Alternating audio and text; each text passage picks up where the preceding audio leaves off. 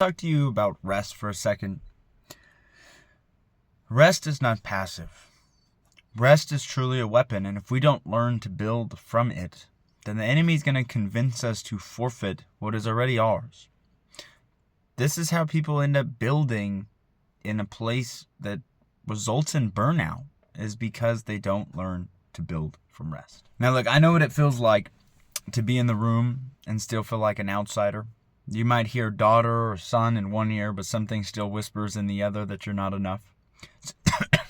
So when God, when the Father opens doors and gives you a vision, put your names in rooms that you didn't even apply for, you end up second guessing it. But let me ask you something. Did David earn the oil? Did the disciples qualify before they were called? No. And it's because favor is not about your feelings. It's about your Father. See, I want to talk about this because this morning I was talking to a brother and he gave me an analogy. And I want to talk about it because I just see so many people falling into this. It's like the King of Glory is throwing a party, right? And there's this unlimited budget. There's royal robes, there's gifts, there's dancing, it's loud, there's angels singing. There's even a seat with your name on it.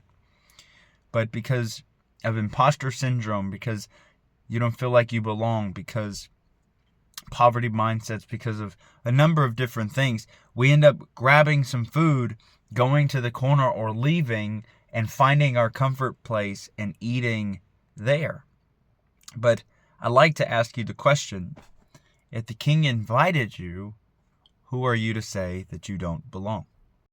There's a big lie that I want to expose during this video, is that the truth is many of us have traded our very own inheritance for the sake of false comfort.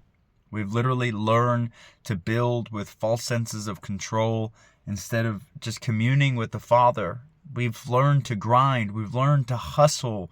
We've learned to do all these things, but deep down, truthfully, we've forgotten to abide.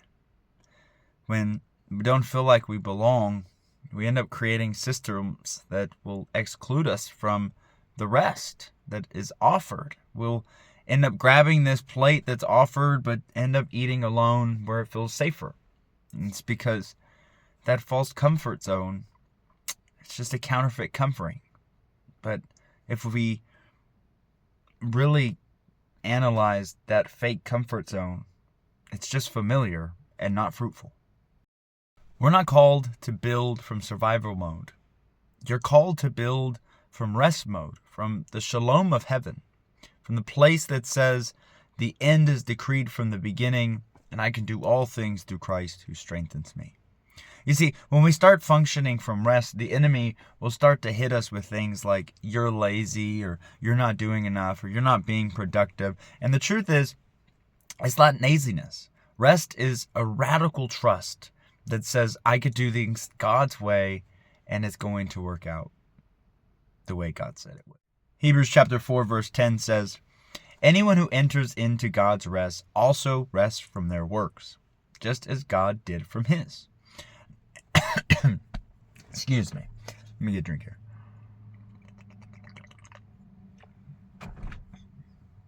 Now, the truth is, this doesn't mean that we stop building.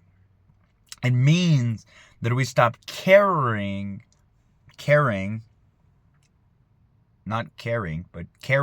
right? Holding on to what he's already conquered. That was weird. It didn't want to come out, right?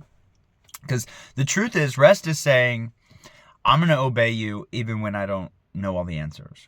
Rest says, I'm going to obey you even when I can't see around the corner. Rest says, I trust your timing more than my talent. Rest says, I know I belong because you said I do, right? Rest literally repositions our posture, and our posture determines our power.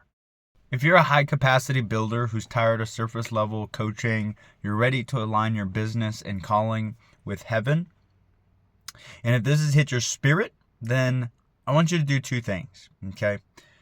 I want you to hit that comment down below. I'm going to walk in the rest of God, okay? The second thing, if you're building a movement, a brand, a legacy, don't do it from burnout. Build it from the revelation that he already finished everything. He's decreed the end from the beginning. These things have been written down in the scrolls, the books for our lives, and we just have to walk them out. Y'all stay encouraged. Y'all stay armored up. And we'll see you guys in the next video.